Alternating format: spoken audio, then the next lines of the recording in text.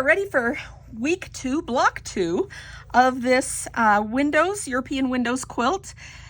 This one has not a lot of fancy stitches on it, but it has a few that I will go over with you or point you to some video tutorials for them. Some of the things that I would pay attention to on this one. This is a size 5 thread. It's one of the ones that Wonderful made for us. And whenever you are couching a size 5 thread, if you don't want those couch spots to show, or at least not to draw a ton of attention, it helps. If you look at these were sewn straight across. So I went perpendicular to the line here. This one right here is not sewn straight across. It's on a diagonal. Sewing the ones on a diagonal means that they don't kind of fold right there with your quilt. Because you've got the batting in it, it will naturally, they didn't look like this when I sent it to the quilter, but that's the nature of the batting. It will make them almost fold a little bit. So if you'll keep that in mind when you're doing your couching on these, give it on a slant, those little couching marks will be less noticeable. Okay. On this one, when I'm creating the greenery on it, the greenery is a combination of feather stitches and detached chain stitches, and I'll show you a little bit more about that in a minute, but there's not a what stitch to put where on here, and I can show you how that works. And then these little flowers are cast on bullion loops.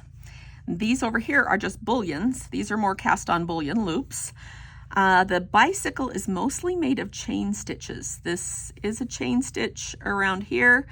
The inside silver is a stem stitch, and then I just did spokes, and these I wove in and around those spokes in the center. This is a buttonhole wheel is what it's called when you do a buttonhole in a circle, and you can either do it first before you put that red chain stitch over top, or you can fake it and only do a little bit of it showing up or try to go through those afterwards to complete that. This is also a bullion knot to give the pedal down here. The bicycle is just chain stitches, even the handlebars, except for the seat. That is a double cast on bullion. So we'll also talk about that one. We can't see back here very well, but that's got a little bit of double Pekingese is the design that's on that planter. This one is just straight stitches here. These are bullion knots. This is some of the flat braid that's ruched. Now in your kit, I remember that this was my first intention was for this to be 24 blocks. So I was going to use a lot of that flat braid, but in the end, you only need about 5 inches of flat braid. So I went ahead and just threw that one in as a courtesy. So you only have 1 yard in your sample. Normally those flat braid packs come in with 3 yards in them, but I went ahead and just put a free 1 yard in everybody so that you have enough to do that. And this is a blanket stitch or buttonhole stitch. They're just really close together, and that makes a nice edge. And I do that 3 or 4 times throughout this quilt. So we'll look at that.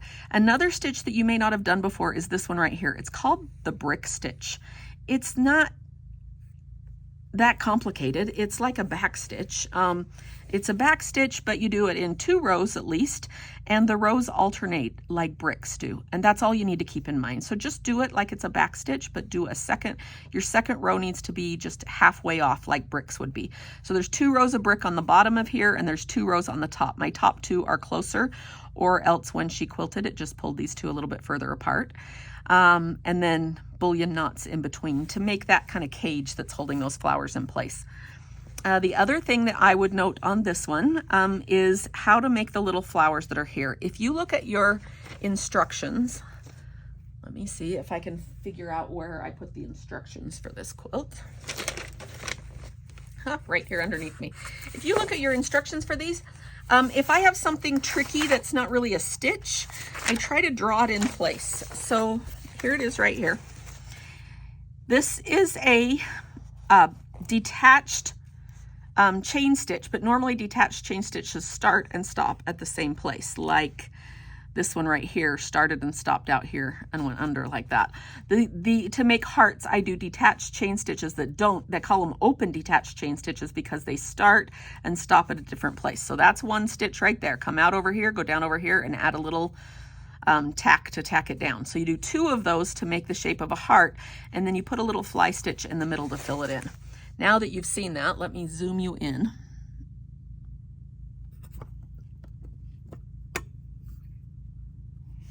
Okay, I don't know if it's very well lit because I'm blocking out my light by getting this close to the surface of it, but that's how I make those little hearts. These little guys are just detached chain stitches for petals, and that one has on the top of it, I think it's 3 little French knots. I can't remember for sure. Okay, now let's go through some of those stitches. Okay, let's talk about how to do the greenery that's here. I mentioned that it's either feather stitches or fly stitches with detached chain stitches in between. I'm going to zoom in really close so that I can, well, if I can get it to stay focused. All right, I'm going to zoom in really close so that I can point some of them out, and then we'll do one. All right, so this starts out up here. Looks like this one is a feather stitch. So there's my first V, and then there's my second V right there, and there's my third V. And then in between, I've just added detached chain stitches with the other color. Sometimes it's a fly stitch. You can see this one is a fly stitch and a second fly stitch, and I've just added those detached chain stitches as petals here and there. All right, let's try making one. Let's zoom back out.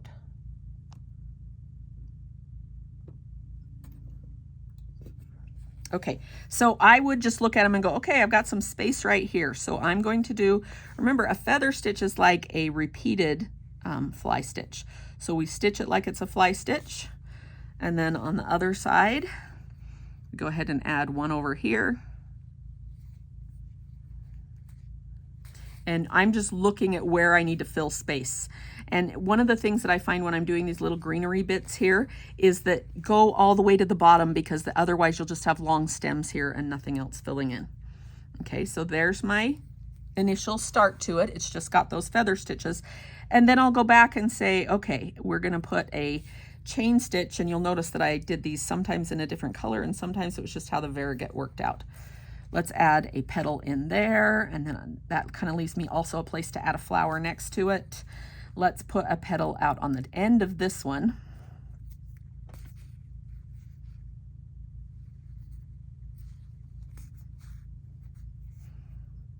Let's put a petal right to the side of this one.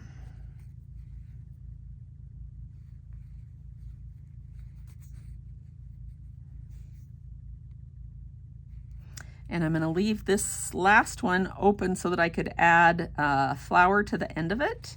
And I'm going to go ahead and put my petal on this one, or my leaf on this one, right to the center. And when you get through, if you go, oh, it's lopsided, then just add some more. It doesn't matter where, you're on your own on that, and you can just kind of randomly do it. And then I start at the top again and go, okay, now let's go this way. Okay, now let's go straight up and down, and another one straight up and down. And then I just kind of work my way across that way. Okay, now let's talk about doing the cast on bullions. I would like to use a thick yarn on this one, thick enough that you can see. I am not stitching in this thick of threads. I am just doing that to make it easier for you to see in my instructions. Okay, we are going to need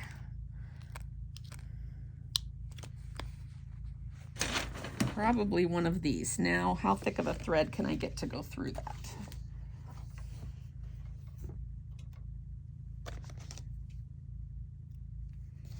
All right, we're going to do the cast on bullion and the double cast on next to show you those two stitches. All right, cast on bullion. These are cast on bullion loops, and they make these little flowers here. So what we need our thread tied, and let's do one. I'm going to spin my project around. Let's do it over here away from the green so that we can, away from all the greenery so we can see. So they are a loop, which means they start and stop close to the same spot, but not exactly the same spot. So I'm going to come out there, and I'm going to go down in and come out, just taking a little bite. Now, again, remember, mine is magnified so that you can see it. You're going to want to take a little bite. More than one thread, because otherwise, if you only took one thread, it might tear. Okay, now we're going to take this thread and we are going to do a cast on stitch. If you are accustomed to doing knitting, it's probably really simple for you to do a cast on. If you're not, remember that you have to twist it, and that the thread doesn't go on top, it goes on the bottom. So when you twist it, the thread that's still headed out this way has to be under the other thread. Twist it again, not on top, so I've twisted the wrong way. Twist it so that that is on top. Now, I learned how to cast on that way, so I twist it around my finger and stab it like this. When I'm done, I usually have needle marks there. These probably have, looking at them, 6 or 7 stitches on them. Not very many, because I just wanted little flowers. Once you have all your stitches on, you hold on to those stitches while you pull your needle through. Now, on this, even though this needle isn't very big for the size of yarn that I have, I chose it anyway because it's a bullion knot needle. Bullion knot needles are only made right now by, yeah, it's very thick yarn. It's going to be an issue to tug it through. Bullion knot needles right now are only manufactured by one company. It's called Tulip, so they come in a fancy little brown box. There are other needle companies that call theirs bullion knot needles, but they aren't true bullion knot needles. True bullion knot needles are, I'll show you in just a second, are thinner right here at the eye. They are more narrow. It's a little bit hard to see with the reflection, but they are wider until they get to this end right here, and they're more narrow here where the eye is. And what that means is that as you have wrapped stitches that go around this part of your needle, it's hard to get the eye through if the eye is fat. But it's also hard to get it through because you've got thread going through there. So that is skinnier than the rest of the needle, and that's what makes it easy for you to push it through. Okay, so there's my little flower. The cast on is what leaves this cute little edge up here, the little ridged edge, almost a lacy look. So I alternated between the pink and purple on that to just add flowers to that. Bullion knot needle we're good with. Let's talk about this double cast on bullion. A double cast on bullion is one of the few stitches that we do where you need to have double thread. That's one of the first questions I get in our beginning class all the time, is 1 length of thread or 2 lengths of thread. It's the one that would need 2. So we're going to take our ends here, bring them together, and tie them together. Very few of our stitches use 2. This is 1. All right. It is kind of the same thing that we just did because it's a cast on. So we are going to want to make a bike seat. We're going to make shorter than that because I will run out of thread. It's not a stitch you can start and stop in the middle. You got to have enough thread on to do it. Let's go ahead but just like other bullion stitches, cast on bullion, double cast on bullion, you start at the top, you come back and go through and come out right next to where we started. Now, let me make sure that we're going to be on the screen here. Okay, now you need to separate your threads. We're going to put this guy on the right, we're going to put this guy on the left, and we're going to twist our needle until we've untied all the way to there. Okay, now if you don't have much thread left when you're getting ready to do this, you may have to slide your thread back and forth, and that's the reason we untwist it side to side to have enough to do what you need to do. Looks like we'll have enough here, but we'll see.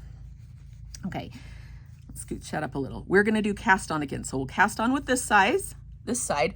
Remember that if your thread that's going away is on top, you twisted it wrong. So twist it the other direction and put that one on. Okay, then alternate. Now this side, we're going to twist and put it on. And then back to this side, twist and put it on. And you just alternate. And you need to keep going until this is what I was talking about when I said if you don't have enough thread, you'll have to pull the extra over so that you can wrap it around and make your loop. And then you'll have to pull it back to this side to wrap around and make this loop. That is how I get away with not having to rethread after every double cast on bullion stitch. You want to make sure that the length that you have on your needle here when it's scrunched is as long as the bicycle seat or whatever your stitch length is there, so that it has enough to cover that space, because it doesn't really look right to add a second stitch. A little bit extra you can squeeze in or give it a little bit of a curve like this. Okay, I think I've pulled my needle through quite tight, but I think I have enough there. When I'm done, before I pull it through, I bring it back to the center and make sure these 2 loops are the same length, because that will make it easier to pull through. Okay, and now we have to go through. Again, the bullion knot needle made that possible. Otherwise, there's no way I could do it. Just keep a hold of those guys. When I get pulling it through, one of them tends to get shorter than the other because of the variegation. I might be able to tell which one it is, but you just need to keep pulling those guys snug until there's not a gap there anymore. And sometimes you do have to separate them and pull one side and then pull the other side to get it in place. So that is a double cast on bullion. Again, and then you go back down at the end. It is one of the few stitches that we do with 2 threads. So if I'm doing this and then going on to stitch something else, I'll tie a knot in the back, and then I'll clip one side, and now I can go on and proceed to do other stitches that are near it. I don't know if there's any that are close enough here that it'll matter, but that's how I go back and forth. All right. We talked about the hearts. We talked about this. We've talked about this. Let's see. The blanket is just do blanket stitches, but do them around a circle. Oh, we need to talk about how to do this flat braid. I have detailed videos of how flat braid works, and you're welcome to watch those if you wish. But I'm going to show you just quickly for the purposes of this one. Okay, this flat braid starts on this edge. Can you see that, or is that off the screen? It's off the screen. Let's move over. Okay, this flat braid starts on this edge and goes off of the edge. And so I'm going to do that to the edge of my sample wool here so you can see what I would do, because I wouldn't worry about this edge. It's only 1/4 of an inch, but we're going to sew it in, and so I would just let it be like that. Let's see. I need a fat needle that I can thread this flat braid through.